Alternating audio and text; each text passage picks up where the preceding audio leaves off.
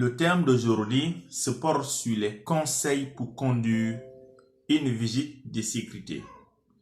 Cette vidéo va vous permettre de comprendre quels sont les éléments à avoir en possession afin de conduire une visite de sécurité dans un sentier. Donc, dans cette vidéo, je vais vous donner des éléments clés pour vous permettre à conduire vos visites de sécurité. Sur ce, nous allons aborder d'abord quel est le but de visite de sécurité lors de vos sentiers, de visite de vos sentiers. Quelles sont les étapes pour réaliser une visite de sécurité et quels sont les éléments à ne pas faire lors de vos visites de sécurité.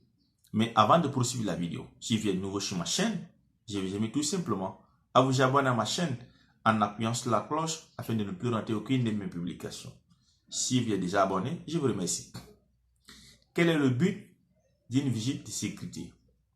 Le but, c'est d'identifier les causes des accidents de travail par l'observation sur le terrain des gens au travail afin d'identifier les actions dangereuses et les situations dangereuses, de les analyser afin de les comprendre, de dialoguer avec les intervenants afin de les interpeller sur les conséquences de ces situations, de les conscientiser sur les écarts et de les rappeler les règles et procédures de sécurité appliquées. Ça, c'est le but d'une visite de sécurité.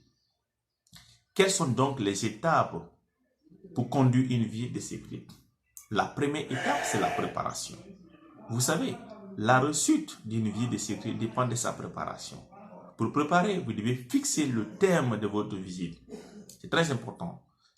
Le thème peut être visite de prévention, visite de vérification des mesures de sécurité. C'est à vous de voir quel est l'objectif que vous voulez atteindre. Donc, fixez le thème et déterminez le temps de la visite de sécurité. C'est important. Une fois que vous avez le thème, ciblez les éléments que vous devez vérifier. Ça peut être les méthodes de travail, les outils de travail, l'organisation du travail. Une fois que les cibles sont connues, et à votre position une caméra, ou même votre téléphone peut jouer le rôle de caméra, et un bloc-notes, un stylo, des équipements de protection individuelle, vos casques, vos chaussures de sécurité, vos gilets à haute visibilité, et tous vos équipements de protection à place. Et reportez-vous sur les précédents rapports de visite de sécurité du centre si cela a eu lieu. Essayez de comprendre quelles sont les remarques qui ont été relevées, quelles sont les actions correctives qui ont été demandées et qui était chargé de les exécuter. Et en position de toutes les informations s'il y a une précédente rapport de visite qui a été fait. Une fois que vous avez tous ces éléments en position, donc allez sur le terrain. C'est la deuxième étape. Observez les travailleurs pendant l'exécution de leurs travailleurs. Mais pour réussir cette étape, vous devez vraiment être accompagné par quelqu'un de cette zone dont vous allez inspecter, vous allez auditer. Et vous devez être accompagné par quelqu'un de cette zone afin de faciliter la validation des constats. C'est très important. Parce que si vous n'avez pas quelqu'un qui vous accompagne, à la fin de votre vie, il sera très difficile de confirmer les écarts. Les dégâts peuvent être acceptés par les normes. C'est pourquoi on vous conseille d'être accompagné par quelqu'un de cette zone. Notez les actions dangereuses que vous avez observées. Par action dangereuse, ça peut être les mauvaises méthodes de travail. Par exemple, les gens qui travaillent en hauteur sans les bonnes méthodes de travail, la mauvaise utilisation des équipements de travail, le manque d'épis, le manque d'équipements de protection individuelle. Et aussi identifier les situations dangereuses. Par situation dangereuse, ça peut être l'encombrement des espaces de travail, l'encombrement des accès, le manque de contrôle au niveau des accès, l'organisation même du travail, manque de planning. Tu vois, vérifiez tous ces éléments-là et notez et utilisez votre caméra pour prendre des images. Ça, c'est très important d'immortaliser ces moments-là et notez toutes les remarques. Une fois que vous avez noté ces observations-là, il faut maintenant les analyser. Essayez de comprendre pourquoi de telles conditions existent sur vos chantiers.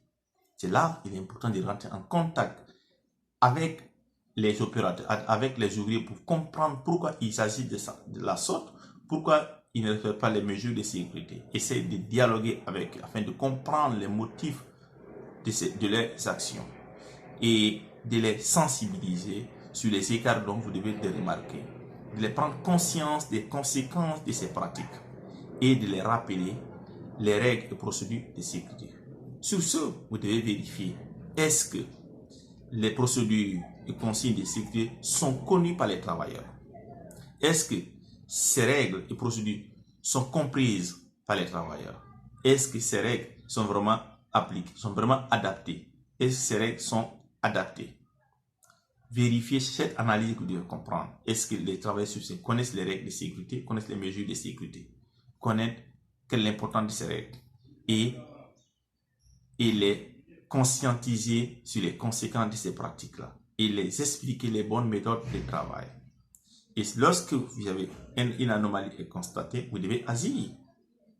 Proposer des actions correctives pour l'élimination de ces situations sur le sentier. C'est vraiment essentiel.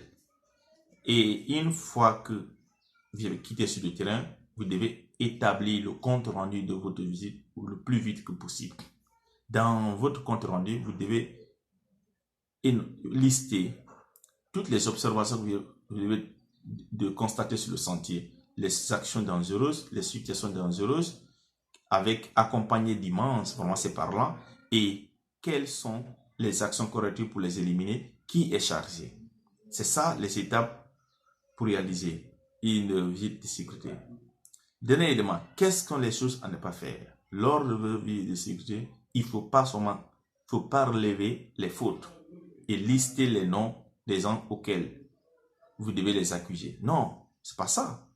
Une visite de sécurité n'est pas là à chercher des coupables, à chercher des fautes au niveau des travailleurs. Au contraire, vous devez les éduquer les travailleurs, les expliquer sur les bonnes pratiques de sécurité, les bonnes méthodes de travail, et les faire prendre conscience des mauvaises pratiques de sécurité.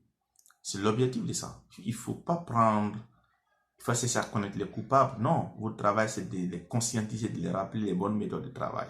Et si dans votre rapport, il y a les visages des gens qui sont dedans, il faut masquer ces visages-là. Ce n'est pas accessible. Sinon, ces gens, leurs enfants auront des représailles sur ces gens du terrain. Pourquoi il faut toujours masquer les visages? Ce n'est pas faire. C'est comme ça on réalise une bonne visite de sécurité. Si vous avez aimé la vidéo, likez et partagez.